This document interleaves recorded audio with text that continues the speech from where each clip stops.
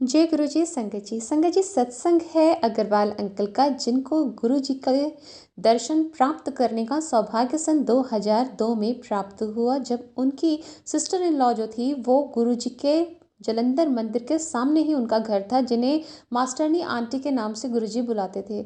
उनके थ्रू गुरु जी ने इन अंकल को बुलाया, अग्रवाल अंकल को, और फिर उनका वहाँ से जर्नी शुरू होती है गुरु जी के साथ जलंधर मंदिर के। अंकल लुधियाना के रहने वाले थे, तो इनकी जो एक सारी साहिबा हैं सैगल आंटी, वो साकेत दिल्ली में रहा करती थी, एम्पायर स्टेट में। गुरु जी अंकल को हमेशा कोयले का बिजनेस वाला या कोयले वाला बुलाया करते थे, क्योंकि अंकल का कोयले का बिजनेस था।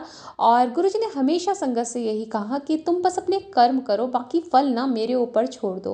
तो संगत जी जलंधर मंदिर में कुछ करीबन 60-70 के करीब संगत आया करती थी। एम्पायर स्टेट में उस टाइम 100-125 के करीब संगत वहाँ आया करती थी। तो संगत जी जब अंकल अपनी सिस्टर इन लॉ और उनके हस्बैंड के साथ एम्पायर स्टेट में गुरुजी के दर्शन के लिए गए, तो अंकल बताते हैं कि उस टाइम ना गुरुजी अपनी रॉकिंग चेयर पर बैठे हुए थे और अचानक से उन्होंने अपने कान के पीछे से सचखंड का प्रसाद निकाला, जो मिश्री प्रसाद था, जिसे कटोरी को उल्टा कर देते हैं, सेम उसी तरीके का वो मिश्री का गोला था, कटोरी की शेप का।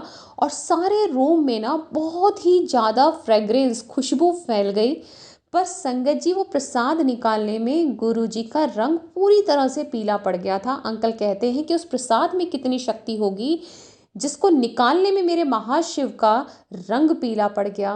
कुछ आंटी ने अपनी चुन्नी गुरुजी के सर पे बांधी और कुछ समय गुरुजी ने लिया अपने नॉर्मल होने में। तो संगत जी इतनी शक्ति गुरुजी की उस सचखंड के प्रसाद को निकालने में लगा करती थी, जो फिर सब में बांटा गया। उस दिन वहाँ पर मेनका आंटी भी थी, कुछ और पॉलिटिशियंस भी थे, अंकल ने बताया, और सबको वो सचखंड का प्रसाद खाने का गुरुजी ने सौभाग्य प्रदान किया संगत जी। और इस तरह से गुरुजी अपने भक्तों पर कृपा करते और उन्हें तारा करते कह लीजिए। और उस सचखंड के प्रसाद को निकालना या फिर संगत के कष्ट अपने ऊपर लेने में भी गुरुजी को बहुत तकलीफ़ों से गुजरना पड़ता था संगत जी।